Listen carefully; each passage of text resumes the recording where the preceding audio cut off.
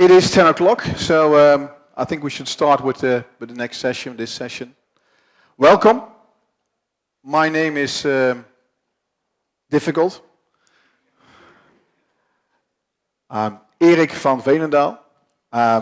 We're not even going to try that, but if you have a question, you can just call me Erik or something, and I will listen to that as well.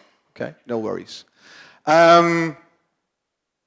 I was told before that I have a 1 hour and 30-minute presentation, and this morning I found out it's actually 1 hour and 20. So I feel already time pressure, but I think I'm a tester, so that's good. I'm used to that. Okay. For the next 1 hour and 20 minutes, I would like to share with you how I look at testing today. So where are we? Is testing needed? Because sometimes you hear about no more testers. What are the challenges for testers? What are the various approaches or strategies that are possible to use to face these challenges? What about Agile? Is Agile the real answer? So Agile, no more testers. And I also want to share something about what I call, it's called analytical testing. What is it? Because that's something which is new. Okay? That's what I will do in the next 1 hour, 20 minutes. Okay? You're all in the right room? You will stay? Good. Well, this is who I am. One slide only. As you can see, I've been in testing for a long time. Before that, I worked as a developer, but that's way, way, way back. So I was a test analyst, a test consultant, a test manager, all these things, but probably you are today. I still love testing. Also did some voluntary things in ISTQB, which is a test certification scheme you may have heard about. I'm involved in IREP, which is on requirements engineering. I'm actually doing a workshop tomorrow morning on requirements, so you're all invited. I won some awards, but recently someone said, this is all about your professional life. So do you have a real life as well? Yes, there is something next to testing, so I made an additional slide. This is who I actually am, okay? I have a wife, I have 3 kids. This picture was taken in Zimbabwe, which means I love to travel. I used to play table tennis at a pretty okay level. Played in 2 world championships. So if you really want to talk about this, happy. I live on an island, which is called Bonaire in the Caribbean. So this is what it looks like. And I guess most of you travel to work by car or by train. On Bonaire, it's a very small island. There's only 2 PCs, so there's no IT basically. So my work will be in the next island. So where you go by car, I usually take a plane, which takes me 20 minutes to another island. So it's a very different lifestyle if you want. So yes, I do testing, and yes, I do all, but this is also who I am. Okay? Okay, let us start. End of conference. Okay. I was at STAR. STAR is a big conference in America, and there was a well-known person from Microsoft who said, "I predict that within," I think he said something like 3 years. That was over 5 years ago. There will be no more testers. Development will be better, and we're moving all these changes. No more testers will be needed. It will be done differently. I was at a conference where Elizabeth Henderson was talking about Agile, and she said, in Agile, there are no developers anymore and testers anymore. They're all the same persons. So testers will be gone. I was at a conference recently in the Netherlands. A professor was talking, university-based, and he said, the way this is going, I think there are huge developments in DevOps, and there is Agile, and there is all kinds of things happening.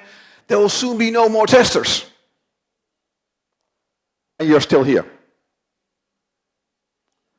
As you will find out, I'm very much a practical person.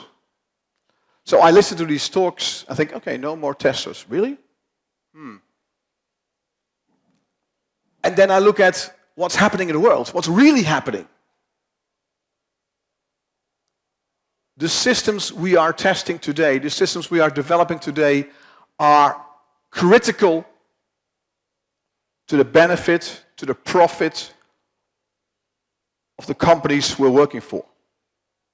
IT is not some kind of a supporting process anymore. The systems we are developing today, and I've been around for a number of years, are so much bigger and are so much more complex than they were 5 years ago, or 10 years ago, or even longer ago. The challenges are getting bigger, bigger, and bigger. There are new technologies all the time. And it's not like you are developing a system which is nicely standalone and that's it. No, we interface with the rest of the world. Good luck. If you are developing a device, an app, it has to run on many, many devices, with many, many environments, with many, many configurations. Security, another challenge. And it's not like, we know all these challenges, but there is no time pressure. We've got all the time in the world. No, it has to be ready yesterday. Right? Same here. I see people nodding. So I think this is the so instead of saying no more testers, I think this is the real world. And there have been people like Les Hatton, maybe you heard the name, who've been measuring things like defect density for years and years and years and years. And they see only a very slowly declining number of defects.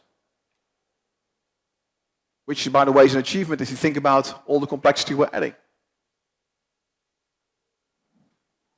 That's a poster, by the way, of a test team that I was involved in recently. It's German. It says, "Gib niemals auf." That means never give up. And the frog, by the way, is the test team. Okay?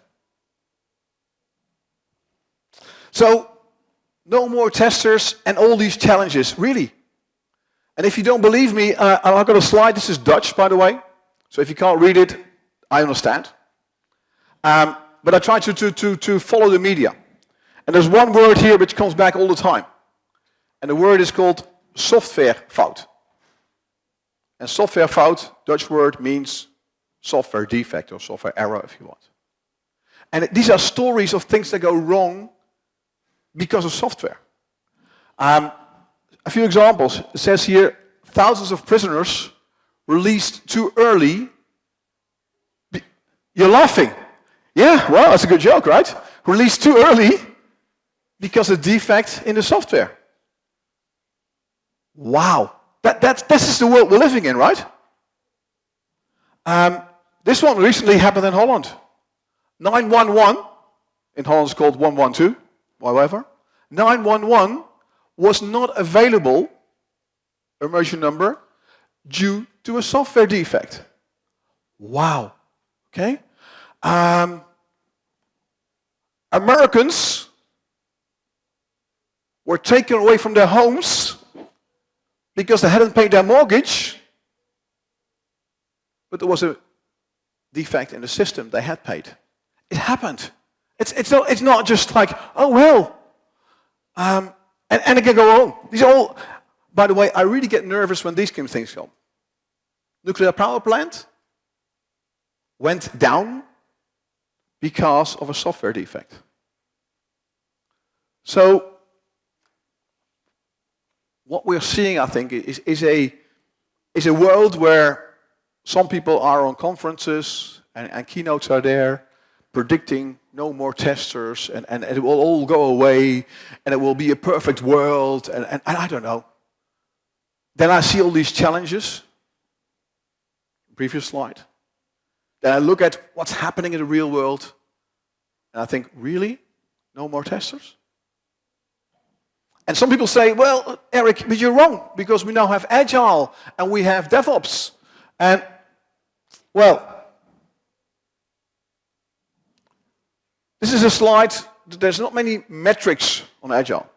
This is one I came across. And actually what it shows here is that the line is the number of defects per 1,000 lines of code in traditional projects. So waterfall, V-model, sequential. And the dots are actually from Agile projects. And some are better on average. And some are worse. But that's always the case. So it's not like you move to Agile and the whole software product quality goes away. Interesting statement by the way, I'm not against Agile. I'm a big fan. I'm just saying it, going to Agile doesn't solve all your problems. That's what I'm saying. Interesting statement by the World Quality Report. Despite continuous growth in the adoption of Agile, many organizations are still facing the same challenges as in previous years.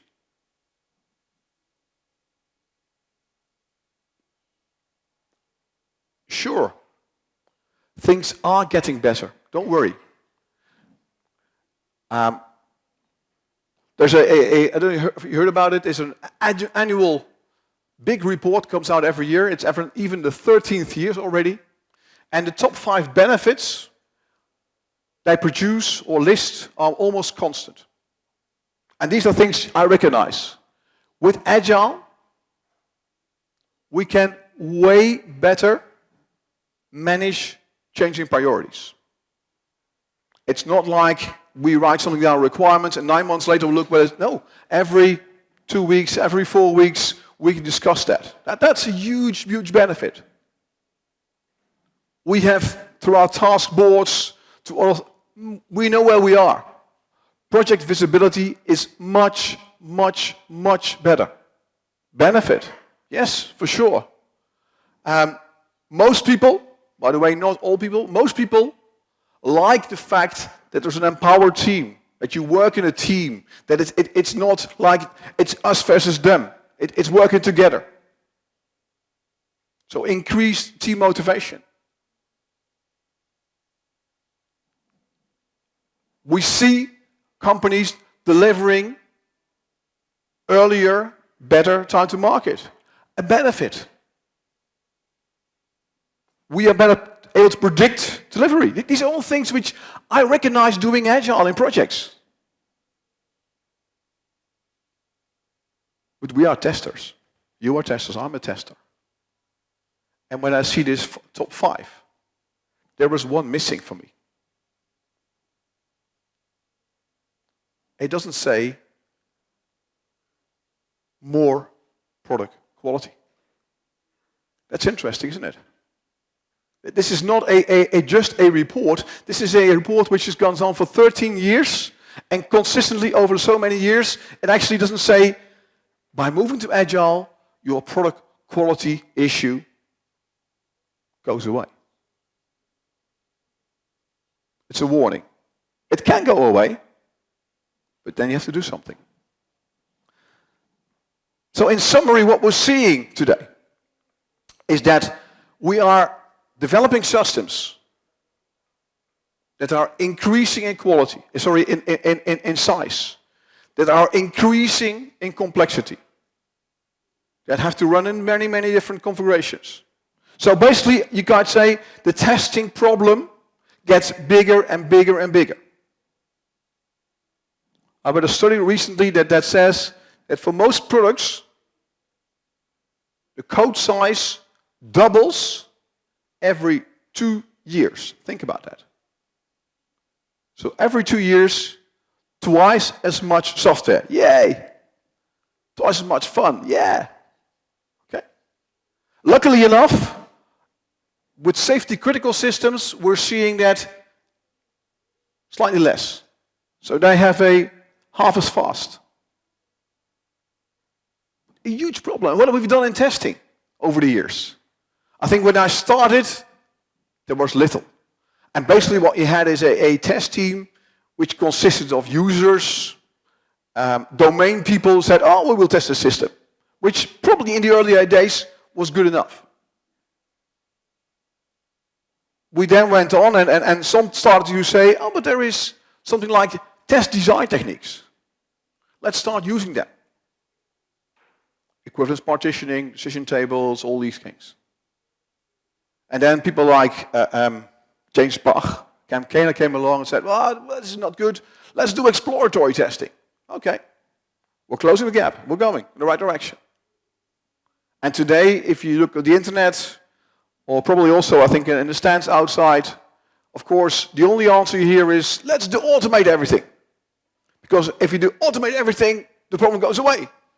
So we do test automation. And we're closing the gap.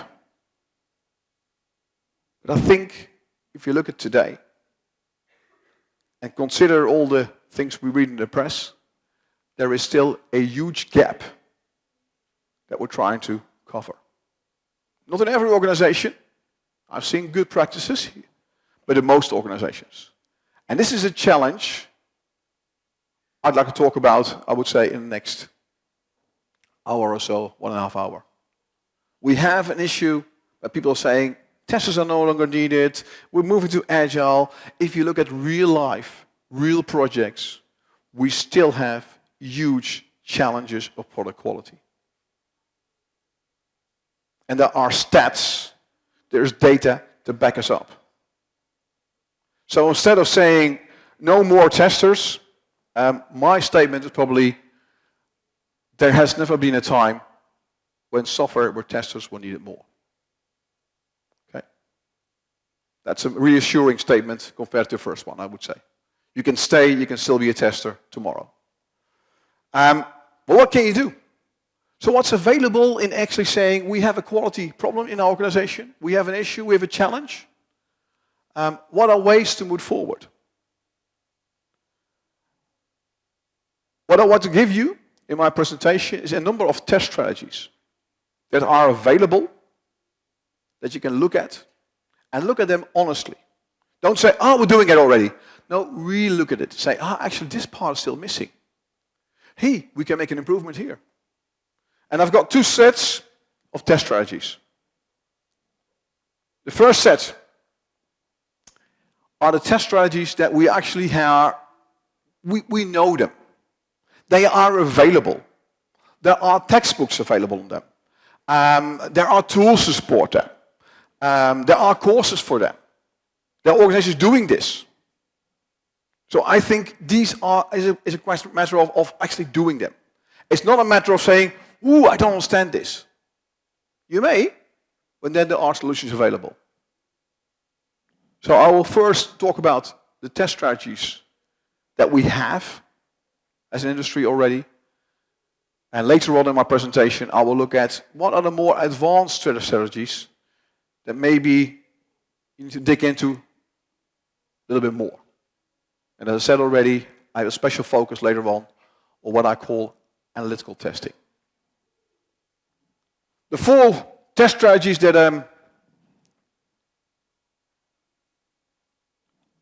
we cover well, we know, are what we call methodical testing. And methodical testing is more or less following a structured approach or structured process to design test cases and using them to test our system. I'll give some examples on the next slide. And of course people say, oh, this is all old-fashioned stuff, and we don't. There are good things in there that we can use, whether we're in Agile, and DevOps, or sequential, whatever. I'll give some examples in a minute. That's the first one I will talk about. The second one we call directive testing. And sometimes there is something like, I need to test this, but I don't have the right knowledge. Not every organization has the possibility of having a security testing expert in their organization because they're so small. So you hire them to help you and to show you how to do testing. Sometimes you have to test according to a standard. That was involved in a medical company recently that had to test according to DICOM, which is a standard. They didn't have the knowledge. So you hire a consultant who does know. Directive testing. Regression adverse testing, the third strategy, I will also elaborate on it next slide, is something, of course, which happens a lot in Agile. We are building a system, in a sprint in 2 weeks. But 2 weeks later, we have a new version. And we want to test the new features, the new user stories. We do want to know that the old user stories do still all function correctly. So the regression problem gets bigger. And if we have a next sprint, and a next sprint, and a next sprint, and a next sprint, wow. And if we have one team, it's doable.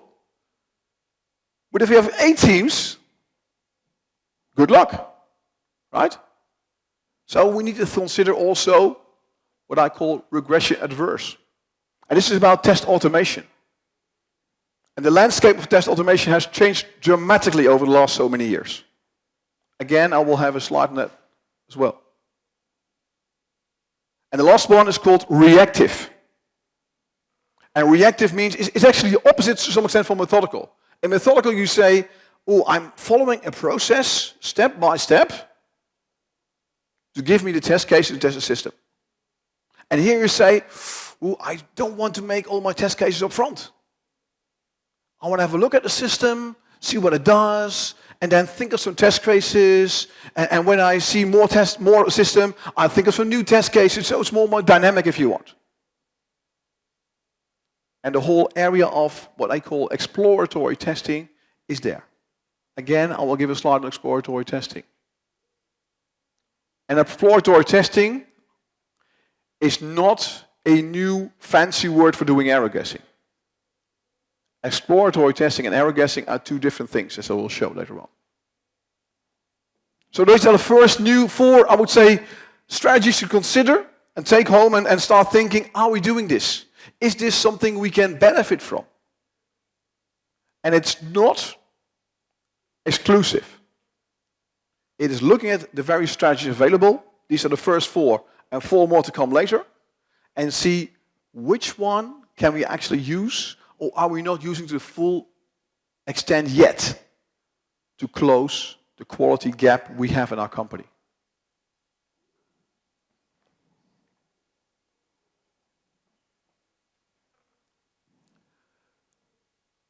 If you look at methodical testing, there's a number of things here which probably need to be mentioned, which are available. As I said already, this is something we actually know already. There is ISTQB. I don't know, is anyone ISTQB certified here? There are people ISTQB, so good. Okay. ISTQB, and one more. Okay, good. There's translation, right? Okay, I'll ask again. So, who is ISTQB certified? And I'll wait. Who's ISTQB certified? Olivier? You should raise your hand then. Okay. For those who don't know, ISTQB is a certification team for testers. Now, personally, I don't care so much about certification, but this is a personal opinion. What I do care about is that ISTQB provides a lot of knowledge through syllabi and through courses, so you can actually learn from things. And whereas many people see ISTQB as being, oh, there's a foundation course, and that's it, there are so many things available from that. There is performance testing, there is test automation, there is agile testing, there is detailed on advanced testing. There is a lot of, I would say, knowledge available. And I guess it's also available in your country. I'm sure it is. But methodical testing relates to, are we using techniques? Do we understand techniques like occurrence partitioning, state transition testing, decision table testing, pairwise testing, and there are more. To the best of my knowledge, what I see, people go to courses, they get taught techniques like this. When they actually look how people are using them today, they are not quite often. So if you say, oh, we're doing this, good, great. There are possibilities to say, we're doing checklist-based testing. If you test a user interface, here are the things to always look at. It helps. It helps for junior testers who are in your company. Because if you're testing for the first time, what should I look at? Some people like to use what I call defect taxonomies, so a list of common defects. And when testing, think of these common defects to try and find new defects or additional defects. So if you're looking at methodical testing, my question to you is, are you using what's available currently in getting better at finding more and more defects? Are you getting better using this available knowledge on fighting the product quality problem? Question mark.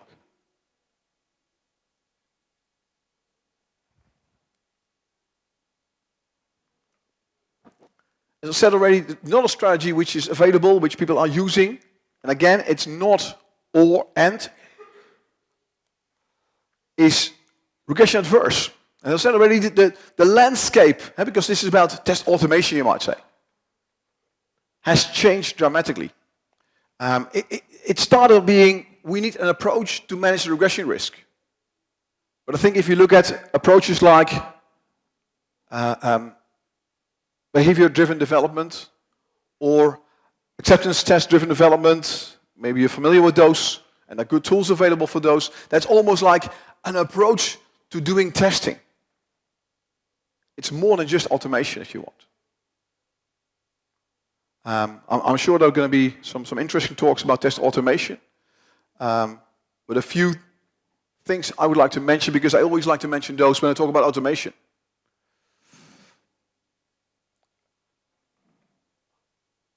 Tools do not test. If you buy a tool, if you got a whatever supporting tool, the quality of test automation is in the quality of your test cases.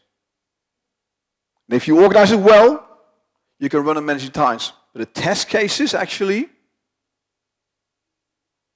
they determine how good or how bad your test automation is. That makes a difference. And maybe you can use methodical testing techniques to write test cases and later on automate them. Knowledge and skills. Doing test automation requires knowledge and skills. It makes sense what I'm saying, but if you just buy a tool and say, oh, let's do it. It takes courses, it takes people who have a, let's say, a technical background. It's not easy. I've seen stats, I like data, as you probably guessed already. It's still 1 out of 4 test automation projects fail. That's quite a lot. And I have what I call shelfware. Shelfware means I have a tool, but it's on the shelf, and I don't use it. Coverage. Some companies I visit, and I'm a consultant, so I visit many companies, are very proud, saying, "Oh, we got our automation test sets and running, and we run it every day or whatever, and we run it on a code level, integration level." Wow! So I'm saying, "Wow, that's good. I'm impressed." But my first question thereafter, in a very polite way, is always, but can you tell me something about the code coverage you are achieving? What? We don't know. Well, so you're running these tests every day, and you have no idea what part of your software you're actually covering? So to me, if you're thinking about automation, if you're thinking about running tests on a code level, on a component level, on integration level, part of that should be to have metrics on code coverage. Things like statement coverage, decision coverage. If you don't have those, then how can you manage and know what you're doing? It's part of a test automation approach. And maybe you've heard about the testing pyramid, which says you can automate things at various levels. It actually says start automation at the lowest level, at code level, which I agree with. I think it's very powerful if you're developing code all the time and you actually have control over the quality of the code you're developing. But it doesn't mean you're actually doing functional testing. Because the same people who I talk to who are very proud having this tool running all the time. And even they say, well, we now got 100% code coverage. That's great. So you have code, you have test cases that shows your code runs, but it can still be the wrong code. So there's a difference when you think about test automation and regression risk.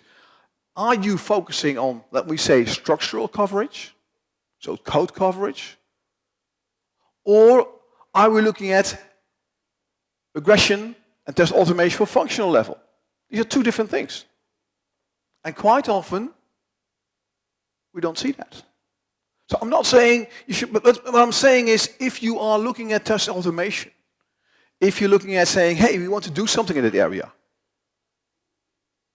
consider these following issues, making it stronger.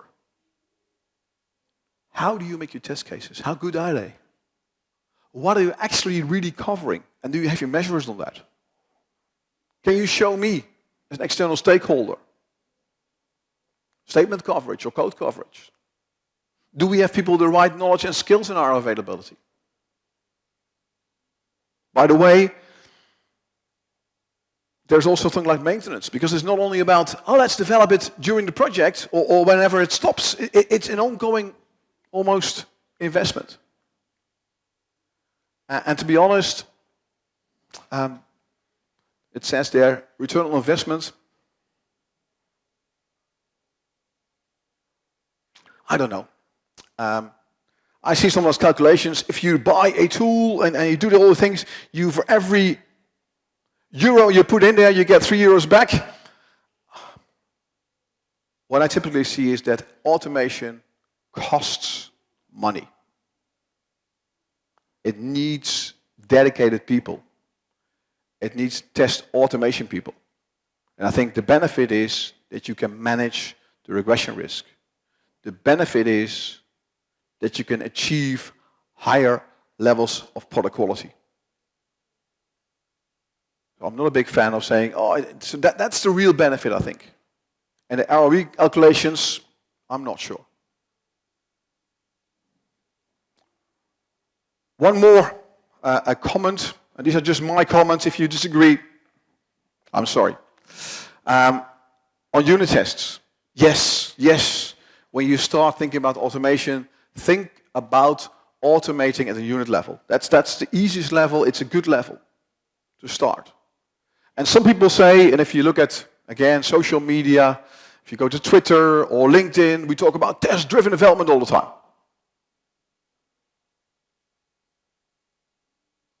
If you really look at test-driven development, what it is, it's a different way of programming. It's a different way of developing software. I'm not against it, but I do see very, very, very few companies actually doing TDD to the full extent. And I think I'll be more happy if you come back to me and say, we've got unit tests automated, and we didn't consider TDD, but we did it in a different way, and we can have a good level of code coverage. I am more than happy.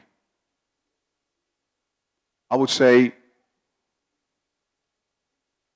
be careful, let's put it that way, in actually looking at TDD and implementing it. It's a pretty hard thing to do. I'm not against it again, but it's a warning. I personally know of only 2 or 3 companies who are actually doing it as it's supposed to be done. Regression adverse. So the question again is, are you doing this? Are you using these things? Are you actually in trying to face your quality problem? Looking at the possibilities and also facing the challenges for test automation for regression testing.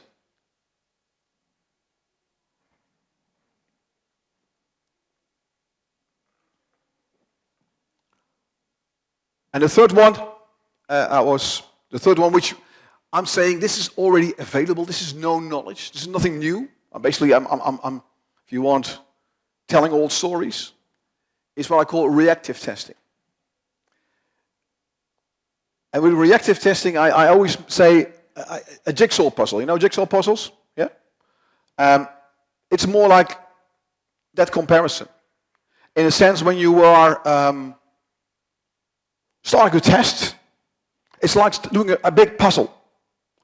You're not thinking when you see a puzzle, oh, I first do the house, then I do the tree, then this kid over there, then this grandpa over there, and then I'll do this. This is not how you do a puzzle. You start going in the puzzle, and you find some red pieces, or blue if you want.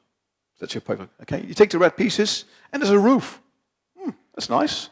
And because you're actually making a roof, all of a sudden you see there's a tree somewhere. Oh, let's now do the tree. So basically, the puzzle and your actions change the way you look at the puzzle.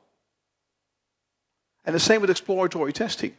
You haven't upfront said, this is how I'm going to test the system. You're doing some testing with an open mind. And while doing testing, you learn about new, interesting stuff to test. Which is a very different approach than what we earlier saw in methodical testing. But the two together are very powerful, because this is not so much saying, do this one, do this one, do this one, do this one. It's more like, ooh, what's interesting? It's even about finding most defects in the shortest time available. And what you see on this slide is a, if I may say so, a process for doing exploratory testing, because exploratory testing is the method which comes in part. It says, and there's also some, if you see some red circles there. And the red circles show the difference between exploratory testing, what many people see as being error guessing. In exploratory testing, we think up front, risk-based or whatever, and say, which part of the system will this fit better than other parts? So there is a strategy still. It's not like, oh, let's do some exploratory testing. No, it's well thought through where we do it. We also start by writing what they call test charters. And a test charter is like, it's not like test cases, it's like a one-page A4, the result of a brainstorm, where you say, here are some test ideas, I would say. That's a good word, I think, test ideas. So when you are doing exploratory testing, you get something like from colleagues together and say, these are the things to look for. These are the things to consider. So there is preparation in place. We're typically doing it in sessions. And sessions means uninterrupted. And uninterrupted means, this is going to be hard, no phone. No phone, right? Let's say for 2 hours, if you can work together with a person for 2 hours, even 4 hours if you want, you can do so much. That's the idea. Sessions. No email. No meeting, no phone, no disturbance, dedicated, focused time. Sessions, and you do it in pairs, as you see down there. So together with another person, which has a benefit of learning, because you work together, you learn from each other. A benefit of inspiring each other. Hey, we can test this as well. And quite often, you will see that one of the two is actually taking notes. So one is taking notes, and the other one is behind the screen or whatever, how you're testing. And the good thing about taking notes is that what happens in exploratory testing, if you've done it before, or error guessing, is you're testing, and, oh, defect, yeah, you know. Sorry, I'm a tester, so you find a defect again, yeah. But you find a defect, yeah. Well, when you find a defect, the first question comes, can you reproduce the defect? Because you can't go to the developer and say, I got a defect, but I have no clue how to get there. And in exploratory testing, if you do it by yourself, you got your defect found. What did I do? How did I get there? If you work in pairs, however, the one is taking notes. You've done it together. And the chances of finding more reproducible defects are higher. That's a benefit. So there are what they call our session sheets, our notes being taken. And if you're doing this in multiple teams together, it helps at the end of the day, what I call is have a feedback cycle. Say, oh, I've tested today and this is what I found in my part of the system. That's an interesting one. I can use that knowledge. So there is feedback, there is debriefing. There are even checklists available, heuristics available. So general ideas you can use. So what I'm saying here in this slide is that reactive testing is very powerful, but do it in the right way. Don't do reactive testing as being error guessing. That means think about it up front. Risk-based testing, test charters, sessions, pairs, session sheets, notes.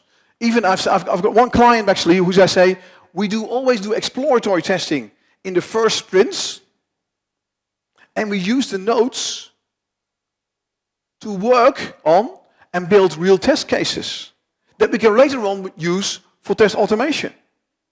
So actually it moves from reactive testing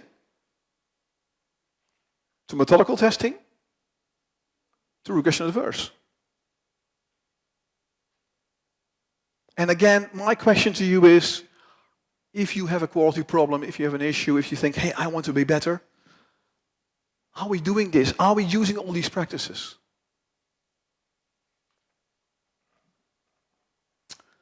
One slide and then we have a short break. I've been, if I'm correct. If I'm correct. I think I'm correct. So before, we briefly talked about stress strategies which I think are available. It's out there. Get the knowledge. Methodical testing, directive, regression adverse, test automation, and reactive. There's more. And these are the things which are uncovered. I don't know. There certainly is more available, but this is, I think, more advanced if you want. Shift left is one. And we'll talk about it after the break. It's actually about moving testing to the early possible time. We'll talk about that. Another one says process compliant. It sounds very theoretical, but it means there are models out there, which you may have heard of, and also standard for testing nowadays, TMI, TPI Next, that say, hey, using these models can help you to find holes in your current processes, can help you to find ways to improve. We will look at those briefly. Model-based.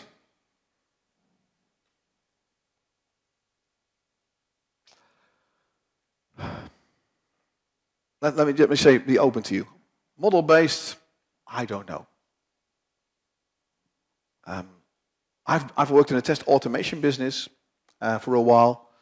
They were doing model-based testing using TTN3 and test automation. It was really, really great. That was only one of the few times I see model-based testing being really, I would say, effective. So, I don't know.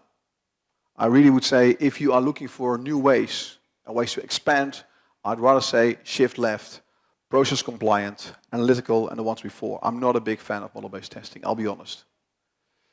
We see the same thing in ISTQB, where there is a module or syllabus for model-based testing, and there is hardly any interest. So if you have a good story to share on model-based testing, come and see me in the break. I'm very interested, always. But that's just my view. And the last one, which is on, well, last but one, which is on there, is analytical testing, which will be the thing I will talk about also after the break. Relates to risk-based testing. And maybe not for tomorrow, but the day after tomorrow, there is something like we call now, which is also a hype, artificial intelligence in testing. It's happening, it's out there, it's getting more popular. But I would say, again, if you want to have my advice, I'd rather say, let's look at shift left, process compliant, analytical, methodical, regression adverse. There's enough options. And forget about the latest one, which is still very, very challenging. Maybe a year from today, I'll be here again, and we'll talk about this more in detail. And I think there is one talk about it at the conference as well. It's interesting, but it's also my advice of where to start facing your quality gap. On my clock, it is 11:15, and I've been told we need a break, or you need a break. So let's have a 10-minute break if possible, and back here, please, at 10:55. Thank you. Okay, let's resume. I think most of you are back. Some was still coming back, so be welcome.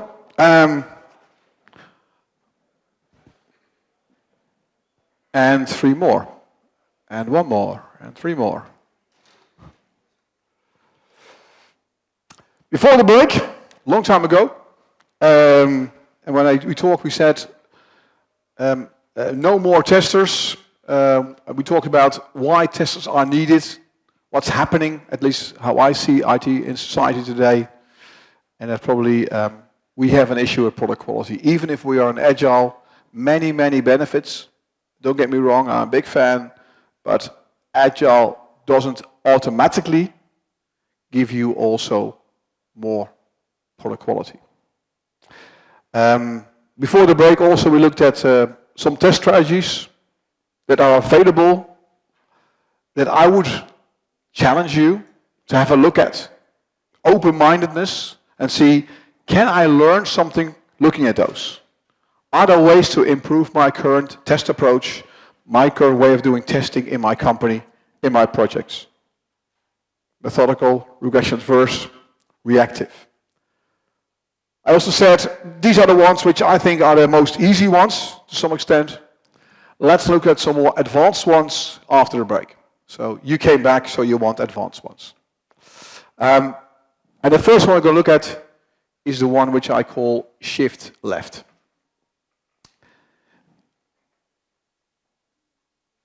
What we typically saw, I think, for many years, and also I was a test consultant for many years, being in testing, if a company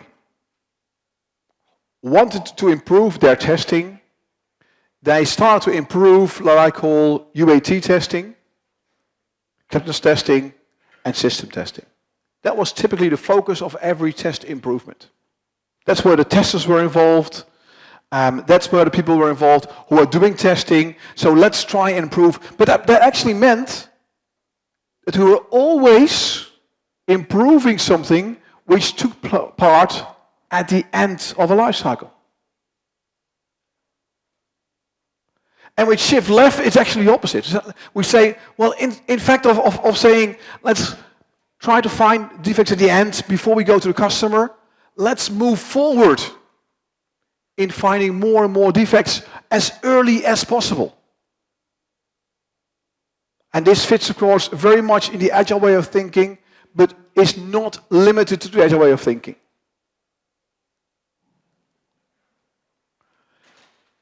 Of course, you can understand it's way more efficient, because finding a defect very late in the UAT phase means sometimes going back to requirements phase and design phase and coding phase and testing phase. Oh, all these things. Finding the same defect very much earlier is much more efficient. It's even the case that some defects are very hard to find late. If you know things about static analysis, where you have tools that actually look at code, is it too complex, or things like how many. These things are hard to find later in life cycle. And of course, we also know that if you have one defect in the coding, that quite often has a number of defects in the next phase. So there are all kinds of reasons why saying, let's move forward. Shift left. And shift left comes with, again, here's my yes, no slide, comes with all kinds of practices. But probably the main practice with doing shift left, and also with Agile, by the way, is that quality becomes a team effort. That's a different mindset. Whereas in very many organizations, they look for quality, look at testers. They are doing quality. Recognizable, I think. Yeah. They are doing this is now, no, if we want to do an agile approach, if we want to do a shift left approach, it becomes our team responsibility. That's basically the first and maybe most important change. And then we have all these practices. Again, we focus. Find defects earlier means better and more unit testing. And this always sounds so easy to say, but in many organizations I've come, is developers, they develop their code, they compile their code, they run a test case, done. And most developers, to be honest, have also never been trained in testing. So it's even fair to say, you got to do better testing. They have no clue what testing means. Strangely enough. I've also learned in my career as a test manager, test consultant, if you get developers doing, because developers are good people, they know a lot of stuff. If you get them to do real good unit testing, it pays off so much. I mean, I guess you've always been there that you've been tested as a tester, a system tester, and you're testing a certain module, and you're finding a defect, and you think, has anyone tested this before or not? So basically we're saying, no unit testing was done, no integration is done. So in this case, we are focusing on implementing unit testing, integration testing, moving forward. And here comes my thing again from automation. That means we will have metrics and data on code coverage. Doing good unit testing is not possible without a code coverage tool. I was a developer myself, and I was maybe a little bit quality-minded at that time. So I ran some test cases. And then I thought it was good, but I didn't have a tool that showed me you've missed this part of your code. So powerful. And static analysis, dynamic analysis in some areas. Effective reviews. And I'm putting there effective because we can talk about reviews, by the way, for at least an hour. Because I've seen, I mean real reviews. Spending time, organizing it well, and not saying, do you have 10 minutes? Okay, that's good. So we've done it. Because it's part of the definition of done. No, a real good review early in the life cycle. Spending the amount of time you're supposed to spend. Early test design is also part of shift left. If you're doing test design, if you're writing test cases, I'm sure many of you are doing that. One of the things, if you have a user story, acceptance criteria, and you start writing test cases, you think, I have a question here. What it actually means, I have a question, something is unclear. And if you find the things which are unclear as early as possible, it's more powerful. So early test design is part of shift left. And the same thing applies with early product risk analysis. We don't wait later. No, we start at the beginning thinking about which part are more risky, whatever that means, than other parts. Because if we know what's more risky, we can do more testing or have a different approach in these areas. As early as possible. And shift left also means, by the way, finding more defects earlier, that you become better as an organization at writing user stories, requirements, acceptance criteria. Also an area we can improve a lot, I think. So all these things, again, don't say we're doing shift left and you're not doing all these things. This is about shift left. This is a possibility of moving forward. And forward means find defects earlier. And usually when I tell this story to engineers and to testers, like, yeah, I want to do this. But unfortunately, or fortunately, I don't know, there was also things for management. Because someone must invest in skills and tools. We have to train developers on testing. And if we do more focus on unit testing, that means testers, traditional testers, need to support developers on unit testing. And maybe review those. So we got to train our traditional testers on more technical tester. Requires time, money. We need tools for code coverage, for static analysis, dynamic analysis. And also, we will have more effort up front. And management doesn't like that. They like to have progress. Because upfront investment is always like, we're not moving. We are moving. You will see that later on. So they have to lead, they have to understand. As I would say, as every time again, if there are changes, management must support, must lead, must understand what we're trying to do. A case study which I'm involved in, we're making pick and place machines, the one you see up there. Not an easy forward machines, but in the end, what we were able to do, by actually having a very big shift left program, is moving the system test phase from months to weeks only, because the defects were all found earlier in the life cycle. These are the kind of benefits you can achieve. Shift left.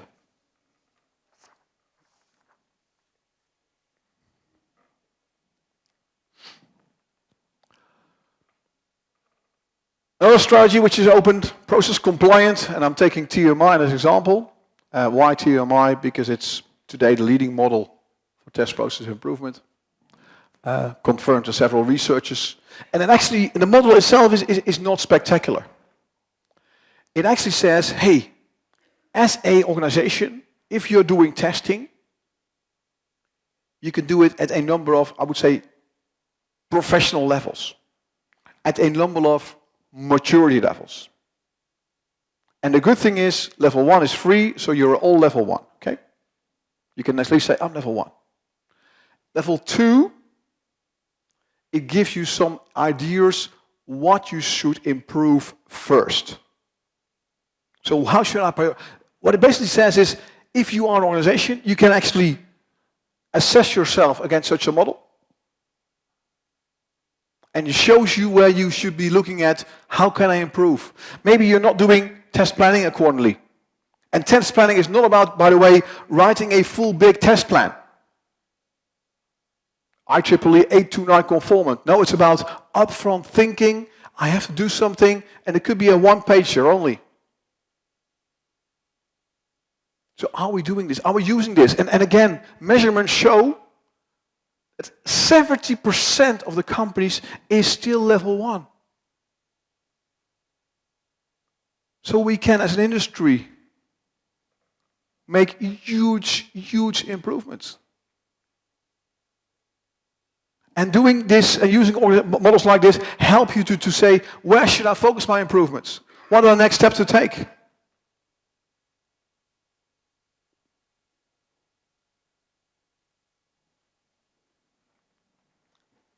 By the way, some data from projects I worked on. This is using TMI and not even caring about level 4 and 5 because there are 5 levels, but actually organizations that actually meant level 2 or level 3, they were even able to, as you can see here, over a number of years, get better at finding defects. So their DDP, difficult word, defect detection percentage went up. They were able, and it shows a number of weeks, to decrease the lead time in testing. These are benefits. These are real. This is not, I didn't make that up. This is what you can achieve. They were able to predict better and plan better. And in some organizations that is very, very important. If you say, I'm releasing in March 1st, and you have a factory waiting to start production, every week the factory has to wait for the software to be delivered, it costs a lot of money. Next year is the Olympics in Tokyo, I believe, right? I worked a lot in TV development. And TV development means we need to have a new TV available for Tokyo. People buy TV sets before the Olympics. If you miss the market window, don't bother releasing the TV at all. So being able to predict better how much time it costs is in some areas very, very important. And last but not least, testers that work in an environment level 2 or level 3 are more happy. It's also important, isn't it? Being happy in life. And happy means for an organization, people are less likely to leave. They stay longer in the company. They are less sick, things like that.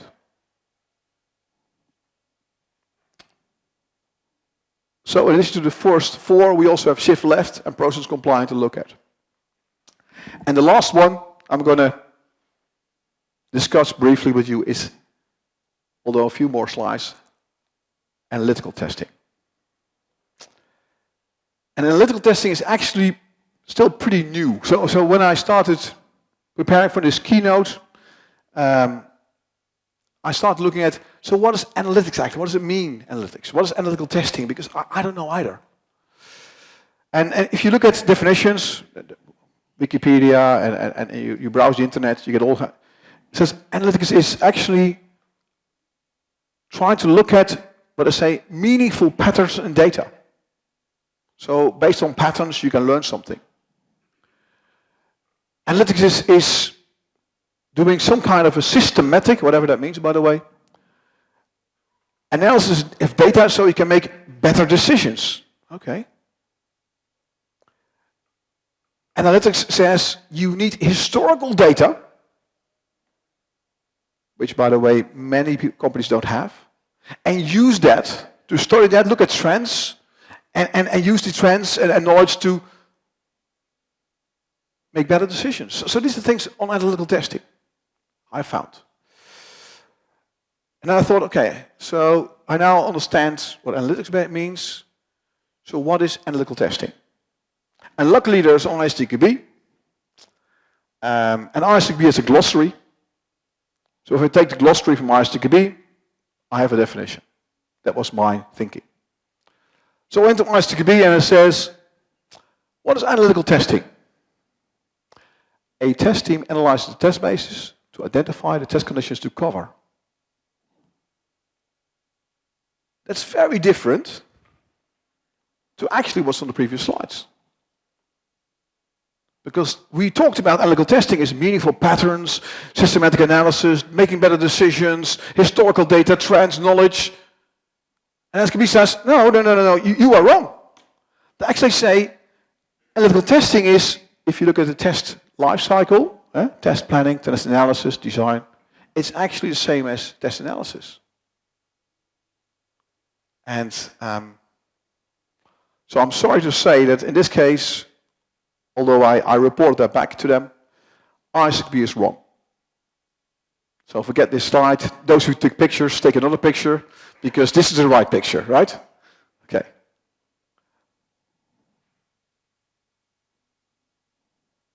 So I started looking, okay, there is, so ISQB doesn't help me. I'm not going to say I've got the best definition ever, so I needed to define something myself, which is on the next slide. So analytical testing is testing based on a systematic analysis of data. So basically we're saying is we have data available somehow, somewhere. Remember, we are still trying to close a gap. And we need something more, I would say, powerful to close the gap than all our traditional strategies. So we need to start looking at data available and turning data into useful information that can then support us to do better testing. Because to be honest, we know little as an industry. I'll come back to that in a minute. So this is analytical testing. That's very different. It actually is something that you should be doing on a project level organization level, but we should even be doing it at a, I would say, as a testing community level. And the question is, where are we as testers? Are we doing analytical testing, or are we doing this kind of things? And in preparing, I came across this way of thinking from Les Hatton, a professor in the UK, who says that if you look at disciplines, you have actually two types of disciplines, extreme. You have those who are really true engineering disciplines, who do research, who do statistical analysis, who gather data. And based on the data, they have evidence, and based on the evidence, they say, this is how it should be done. This is what will work. And of course, universities play a role in that. And you have disciplines, on the other angle, where it's about opinions. I think this is better. I believe. I think. I assume. And that's very dangerous, I think. And this is more what people call politicus. You can agree with Boris Johnson or not because he has an opinion. Or with Trump if you want. And yeah. But this is about opinions. And to be honest, if I look at testing today, these people, I mean, they are charismatic, they have an idea, and you can agree or not agree. There is no evidence. And to some extent, the same applies to testing. I don't know if you're familiar with people like James Bach. Maybe you've been here to a conference once. I need to be careful because everything I say will be, yeah. But he is very charismatic. He stands in front of a crowd. I think this should be done, and we're going to do this. And people, oh yeah, okay, we'll do it. We'll do it. Yeah. There is no evidence. There is no data. I'm not saying James is wrong, by the way. This is not what I'm saying. I'm saying is, if we want to become better as an industry, we need to know what we're doing. We need to measure things. Instead of saying, I'm a big man, and then all results following it. It's the same what I have on social media. Someone is saying, social media, let's do test-driven development. And we'll also, let's do it. Let's measure, please. What's the added value? Should we invest the time and money, and what do we deliver? We don't know. Testing has been around I've been around for longer, but I've been around in testing for about 25 years. And actually, to think about it, we know, I'm not going to say nothing, but not much. And we do know that we have a challenge. So we need, if we want to close this gap for the future, we need to act. I like, maybe you know testing TED. It fits here and says, unit testing finds serious problems in 1 out of 5 problems models only. Great, we can save lots of money. How? By only testing the modules that have defects.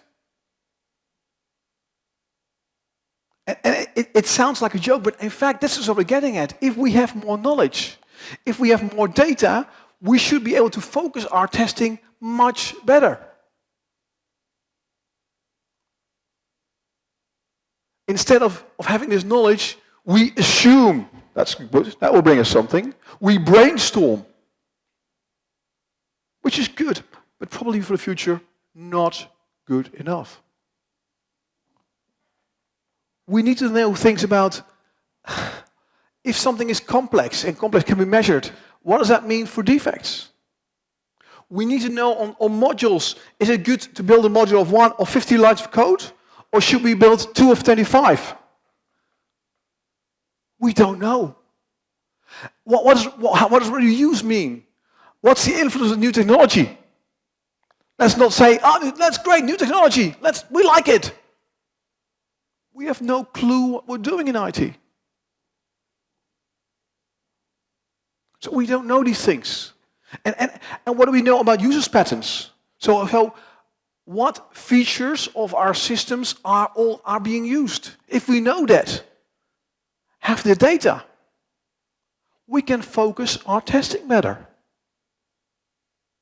If we know about configurations being used, we can focus our testing better. So we need to build data. Where can we find defects?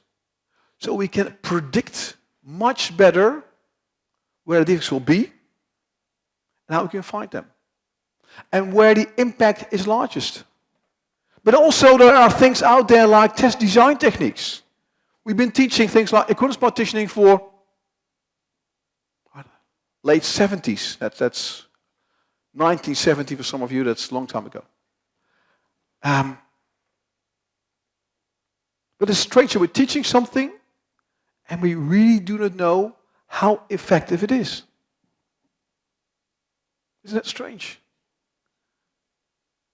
We are applying an approach for test automation and we choose between TDD or ATDD or with no clue why we're doing that.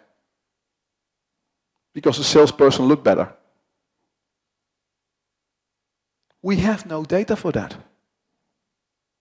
So if we start, I truly believe that if we start building data and knowing things, then that will be a huge change in software testing. We somehow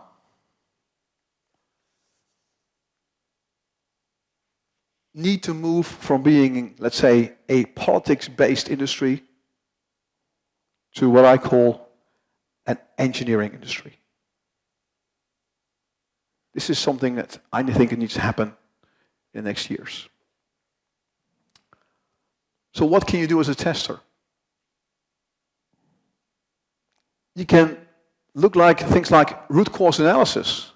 You have defects.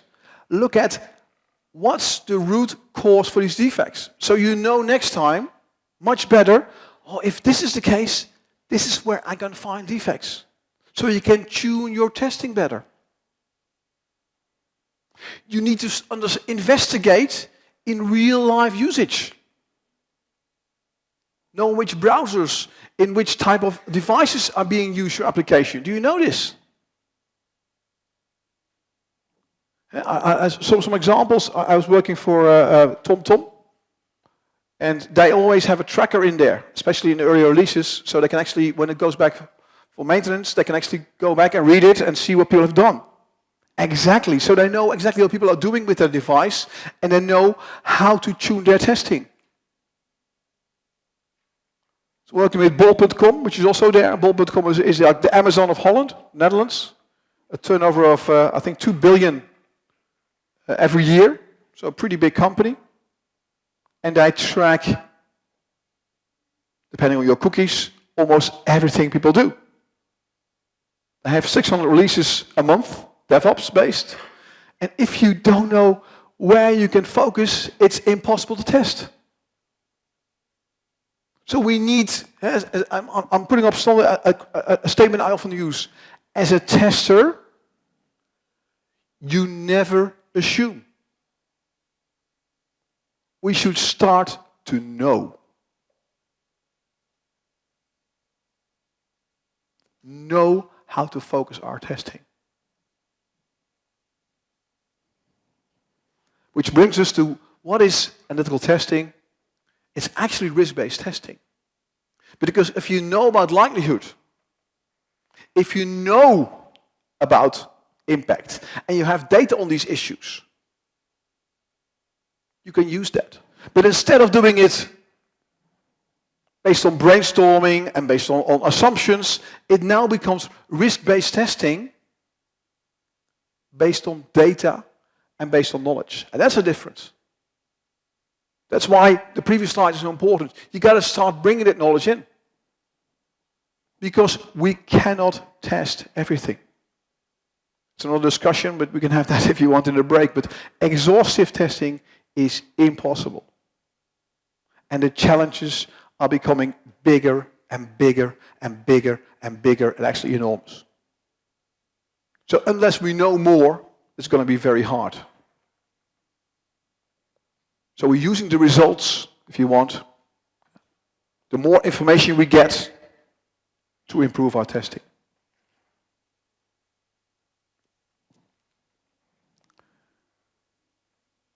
And building something, I like these kind of slides because it makes, this is what I am always looking at. Makes, hey, there are things like likelihood problems. I call them technical risks. There are impact-based problems, the business risks. And based on that, you need to know, where should I focus my testing? How can I cope with the growing complexity? Which parts are more important? And such a matrix, as I said before, should not be built on assumptions and opinions, but step by step should be built on data.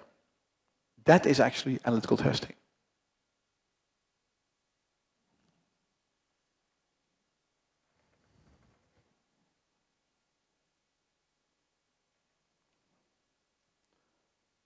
Two more slides, if I'm allowed.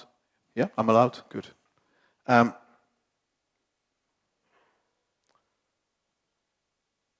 My hope, or I would say for the community, the testing community, and probably organizations like ISTQB, the president with us, can play a role here, is that we know the systems are growing. And they're growing very, very fast. We know software is business critical to almost every organization. We also see defects in real life growing. Recalls. If you look at automotive industry, all the time. And the only thing we do is we run harder. We try more. But we need to get more evidence, more data. So we need a theory of software testing. We need to start doing some real research and step by step move to becoming an engineer discipline. That's important, I think, for me.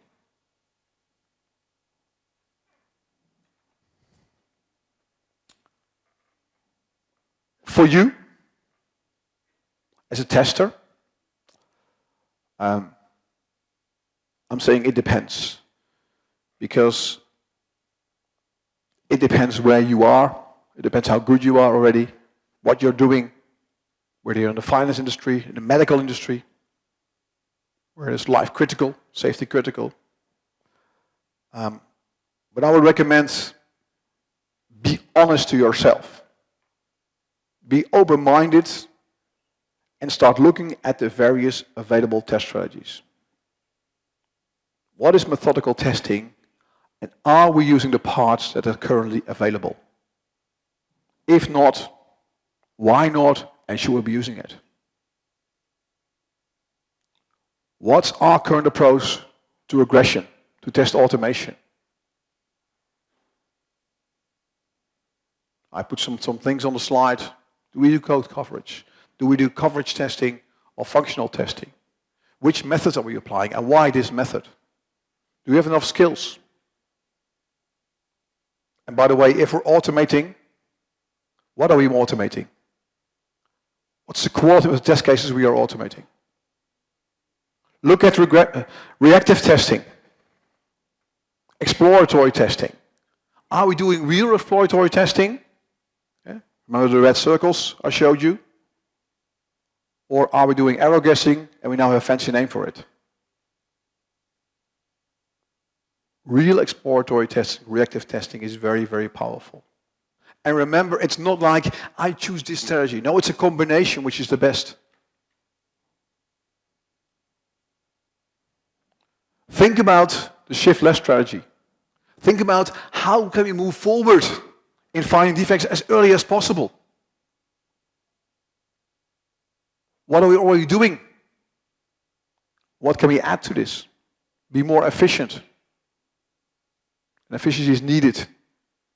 Not to make money, but to control quality levels. Consider looking at process models which are out there, like TMI. They can actually say, hey, this is a mirror. This is where you are today. And these things are still open. it's a mirror where you don't have to do anything, but it can help. To say, hey, these things are open, why are they still open? And maybe it's a good reason why they're still open. But maybe it's a trigger to start investigating and looking what should happen in that area. So it depends. Consider the available test strategies. Of course, there are easy ones, the ones which are out there, which you can buy textbook on. There are courses out there. As I said already, it's more like it's and rather than or. So it's not just one, but it's a multiple things. And consider the more advanced strategies. Risk-based testing, I just talked to you about. But risk-based testing, thereby step by step going to making assumptions and opinions today to doing it more, I would say, data and evidence-based. Tomorrow starts today. It's not optional. And as a result, what I'm trying to say here as well is I'm on Instagram, I'm on Facebook, I'm on LinkedIn, I'm on Twitter. Don't follow or start behaving based on social media. Because some things are just less sexy. Saying in a conference, I'm doing curse partitioning is, that's boring, right? We're doing TDD, wow, that's sexy. You want to do that. So yes, there is social media. And some things are hot, but the hot things are not always the best things. So look at what's really happening, and maybe it's also like a behavioral change we need. Look at the things that really matter and see social media as some fun. But analyze, study, investigate, and start knowing instead of assuming. Thank you very much.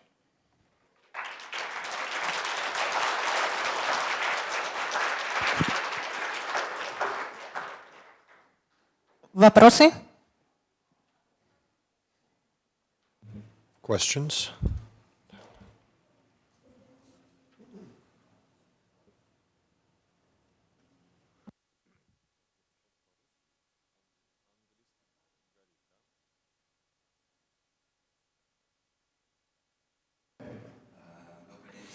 Hi, everybody.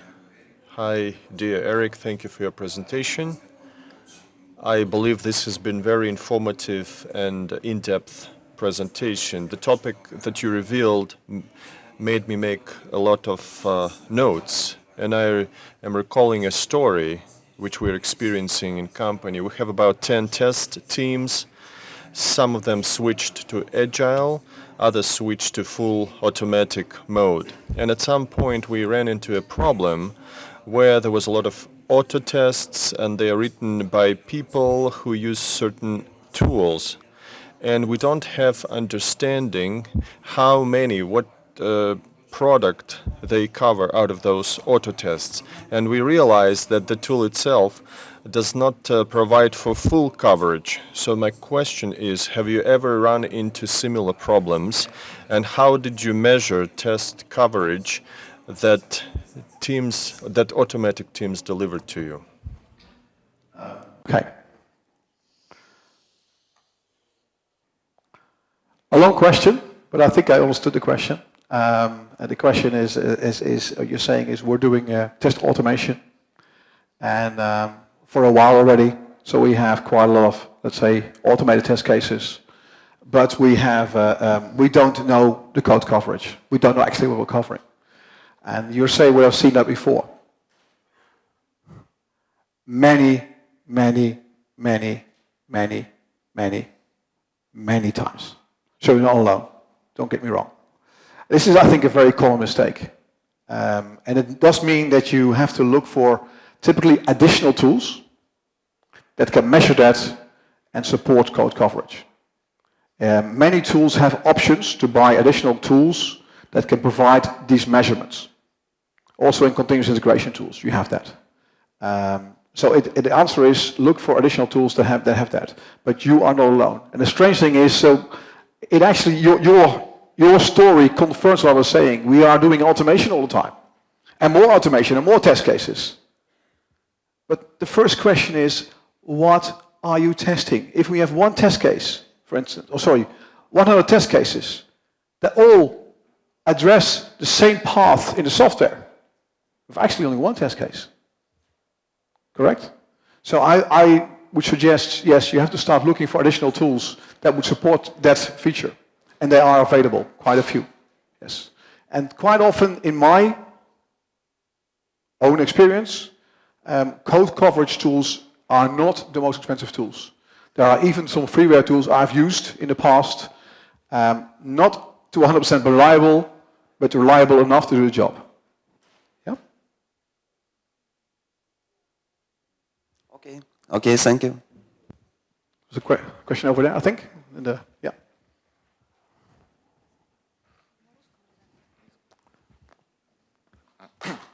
Thank you for your speech. And we have an English question. Yeah. And I need to say that I'm really like SQB, and I have to say that the definition of SQB about analytical testing is correct, and it's just a second. It's a testing based on systematic analysis. Like example is product risks. So definition is correct. I'm pretty sure about that. It's official definition. I know. Okay. If I'm correct, we have a tester in the room, and the tester now says, it's my interest. If you would actually talk to developers, no one would actually start looking for it. If you have a tester, think, I want to know this. When I started doing this presentation, I came across this definition from ISTQB. And I explained to them, this is not good. And I then said, dear ISTQB, I have a different and new definition. Can you please look at it? Now the good thing is they listened to me. And based on my proposition, they have changed it into what it is today. Okay? Okay, thank you. Yeah.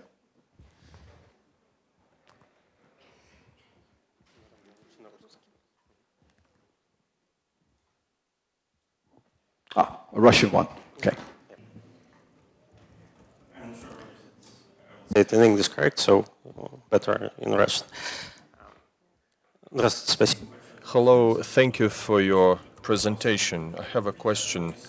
You said that one of the best techniques for future is risk-based testing, but we as testing team do not have access to all the relevant information. To the best of my knowledge, a big portion is business risk, so you need some sort of feedback from salespeople, from users, from marketing people.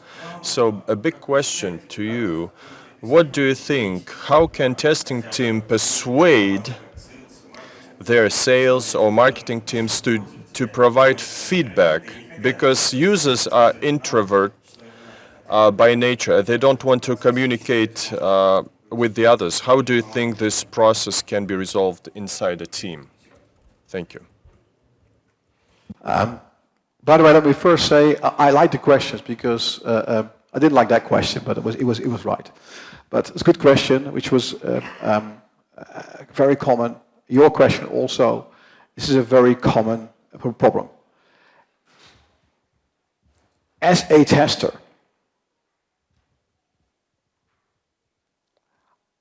I want to be able to communicate to different stakeholders and together build a risk-based strategy. And stakeholders include business management. Stakeholders include developers because they have to tell us as well. This is not easy. If things were easy, we would all be doing it already. Okay? It's again about convincing people that this is important. One of the things I tend to do is, if I got this type of opposition, I tend to try to organize a meeting where you say, let's talk about testing.